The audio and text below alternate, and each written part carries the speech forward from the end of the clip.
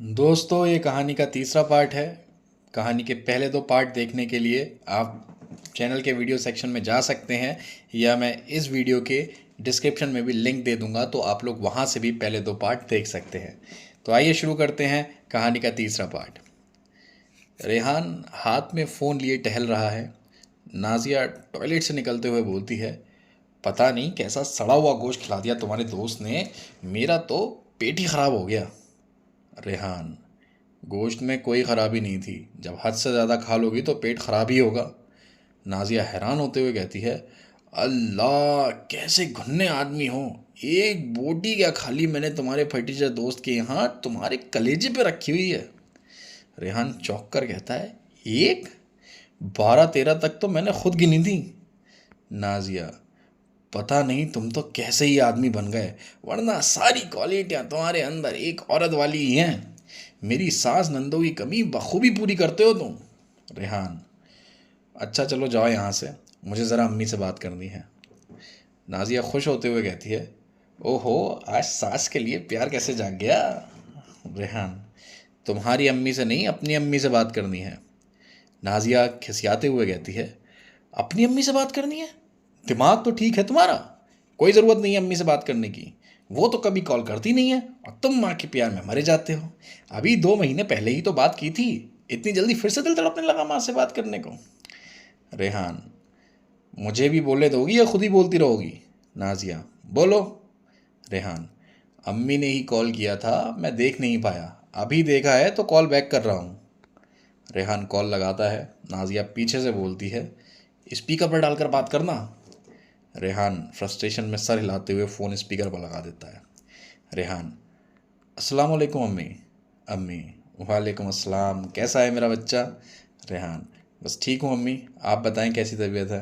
अम्मी, तबीयत का तो क्या ही है, अब उम्र हो गई है, कोई ना कोई बीमारी लगी ही रहती है। शुगर कंट्रोल कर लो तो ब्लड प्रेशर बढ़ जाता है, ब्लड प्रेशर कंट्रोल कर लो तो पता लगता है कि लीवर सूज गया है।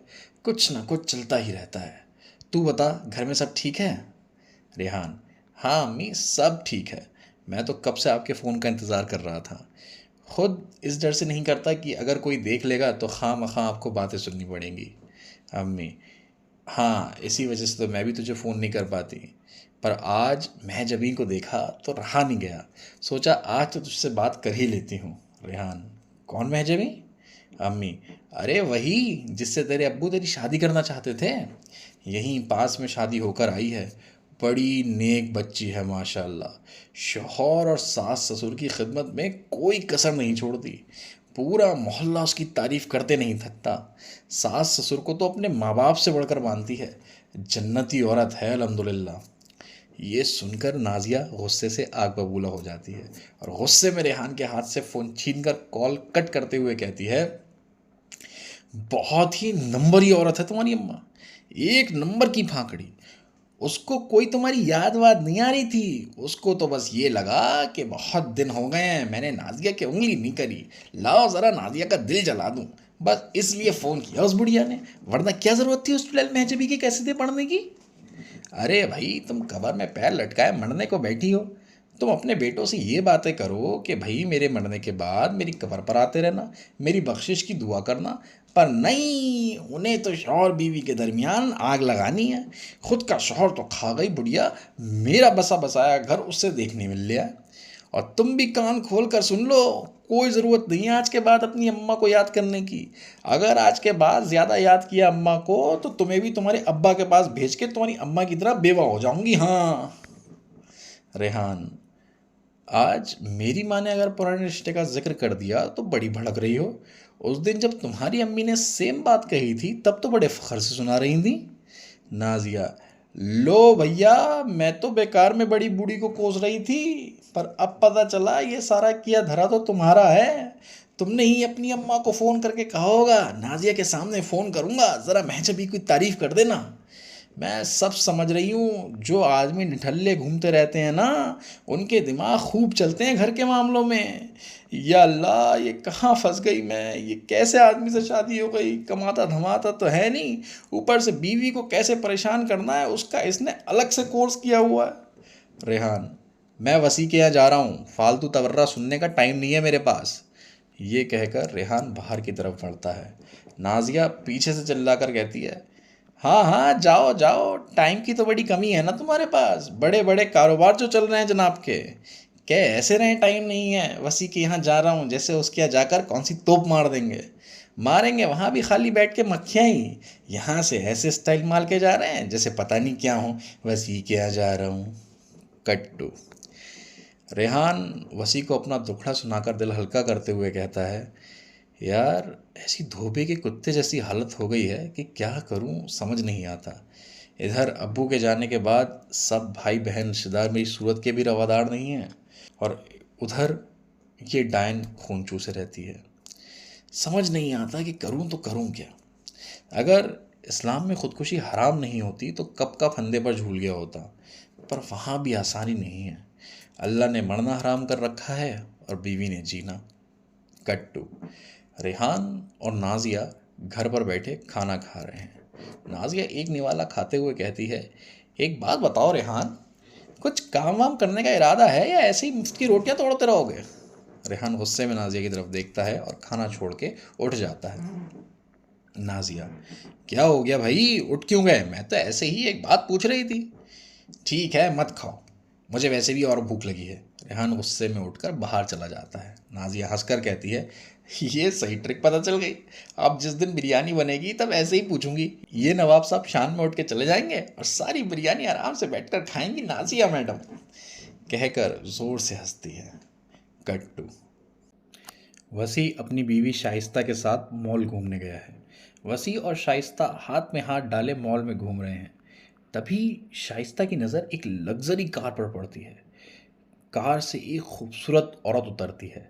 शाइस्ता ज़रा ध्यान से देखती है तो उसको समझ आता है ये तो नाजिया है। शाइस्ता हैरान होते हुए वसी से कहती है, अरे वो लग्जरी गाड़ी देखी आपने सामने वाली।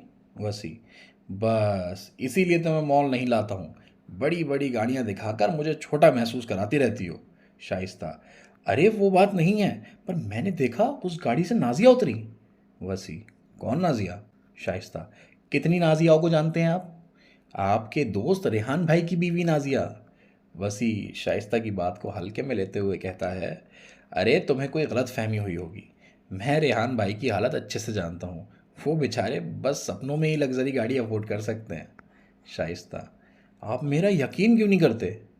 वसी, अरे छोड़ो, अपने घूमने पर ध्यान दो, तुम्हें ज़रूर कोई गलत फहमी हुई होगी। शाइस्ता को यकीन है कि उसने गलत नहीं देखा, फिर भी वसी के कहने पर वो आगे चल पड़ती है। कट्टू। वसी और शाइस्ता मॉल के बाहर ठेले पर गोलगप्पे खा रहे हैं। नाजिया हाथों में बड़े बड़े शॉपिंग बैग्स लेके मॉल से निकलती है। शाइस्ता की नज़र नाजिया पर पड़ती है। शाइस्ता जल्दी से वसी को दिखाती है। इस बार वसी भी नाजिया को देख लेता है। वसी, ये तो वाकई में नाजिया भाभी हैं, पर ये अचानक रेहान भाई के दिन बदल कैसे गए, कल रात तो मिले थे तब तक तो गरीब ही थे। शाइस्ता, चलो चलकर इनसे ही खुद पूछ लेते हैं। वसी और शाइस्ता नाजिया के पास जाते हैं। उन्हें देखकर नाजिया घबरा जाती है और छुपने की कोशिश करते हुए कहती है, अबे फटीचरो तुम कहाँ से आ गए। वसी, ये नाजिया भाभी हमें देखकर भाग क्यों रही हैं। शाइस्ता, ज़रूर कुछ ना कुछ बड़ा कांड किया है इन्होंने। वसी और शाइस्ता भाग के नाजिया के पास पहुंच जाते हैं। वसी, अस्सलाम वालेकुम भाभी। नाजिया वसी को ना पहचानने की एक्टिंग करते हुए दोनों साइड देखती है और कहती है, आप मुझसे बात कर रहे हैं। वसी, जी भाभी आप ही से बात कर रहा हूँ, और रेहान भाई कहाँ हैं। नाजिया, जी आपको कोई गलत फहमी हुई है, मैं आपको नहीं जानती। ये कहकर नाजिया आगे बढ़ जाती है। शाइस्ता नाजिया का हाथ पकड़ते हुए कहती है, अरे रुकिए तो ज़रा, थोड़ा इत्मीनान तो कर लें कि गलत फहमी हमें हुई है कि आपको। नाजिया, ये क्या बदतमीज़ी है, हाथ छोड़ो मेरा। इतने में लग्जरी कार आकर रुकती है और उसमें से अमीर आदमी उतरता है और नाजिया से पूछता है, क्या हुआ डार्लिंग। ये सुनकर वसी और शाइस्ता चौंक जाते हैं। नाजिया कहती है, कुछ नहीं, बेचारे गरीब लोग हैं, पैसे मांग रहे हैं। शाइस्ता की तरफ इशारा करते हुए कहती है, असल में इस बेचारी औरत को मुंह का कैंसर है, बस कुछ ही दिन में मर जाएगी इंशाल्लाह। मेरा मतलब है कुछ ही दिन में मर सकती है, कुछ पैसे हों तो दे दो, खैरात ज़कात करते रहना चाहिए ना। अमीर आदमी जेब से 500 के कुछ नोट निकाल कर नाजिया को देते हुए कहता है, ये लो अपने हाथ से दे दो। नाजिया खुश होकर पैसे शाइस्ता के हाथ में देते हुए कहती है, लो जाओ और अपना इलाज करवा लो। शाइस्ता पैसे नाजिया के मुंह पर मारते हुए कहती है, अपने पास ही रखो अपने ये रुपये, मुझे ज़रूरत नहीं है। मैं अपने शौहर के कमाए हुए चंद रुपयों में ही खुश हूँ। मुझे तुम्हारी तरह दौलत की ऐसी भूख नहीं है कि पैसों की खातिर अपने शौहर को छोड़ के गैर मर्दों के साथ मॉल्स में घूमती रहूँ। ये सुनकर अमीर आदमी शौक हो जाता है और कहता है, शौहर, तुम शादीशुदा हो? नाजिया शर्मिंदगी में मायूसी भरी मुस्कान चेहरे पर लेकर खामोश खड़ी रहती है। अमीर आदमी नाजिया के हाथ से सारे शॉपिंग बैग्स लेकर गाड़ी में डालता है और गाड़ी लेकर चला जाता है। कट टू, शाइस्ता और वसी ऑटो में बैठे नाजिया के घर जा रहे हैं। वसी, शाइस्ता, हमारा इस वक्त जाना सही होगा क्या? मैं सोच रहा था, रेहान भाई को तो बता ही दिया है, अब वो खुद अपने हिसाब से हैंडल करेंगे अपनी बीवी को। शाइस्ता, अरे तुम जानते नहीं कितनी मक्कार औरत है, हम नहीं गए तो उल्टी कहानी सुनाएगी रेहान भाई को और सारी गलती हमारी निकाल देगी, और फिर उसको शर्मिंदा देखने में जो मज़ा आएगा ना, उसके क्या ही कहने। बड़ी तोप बनी घूमती है ना हमेशा, अब जब शर्म से आंखें नहीं मिला पाएगी तब आएगा असली मज़ा।